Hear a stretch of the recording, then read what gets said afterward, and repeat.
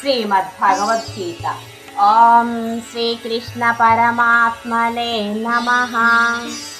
8వ అధ్యాయం అక్షర బ్రహ్మయోగంలోని 5వ శ్లోకం. శ్రీ భగవాన్ ఉవాచ అంతకాలే చ మామేవా స్మరన్ ముక్త్వా కలేవరం యః ప్రయాతి సమద్భావం యాతి నాస్త్యత్ర సంశయః. భావం: అంత్యకాలము నందనైనను నన్నే స్మరించుచు దేహత్యాగమును చేసిన వాడు నన్నే పొందును. ఇందేమాత్రము కూడా సందేహము లేదు.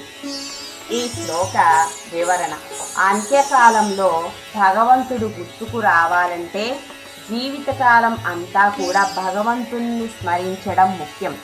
జీవితమంతా దృష్ట ఆలోచనలు, పనికిరాని ఆలోచనలు, కామ సంబంధమైన ఆలోచనలు వాటితో గడిపితే అంత్యకాలంలో కూడా అవే గుర్తుకొస్తాయి.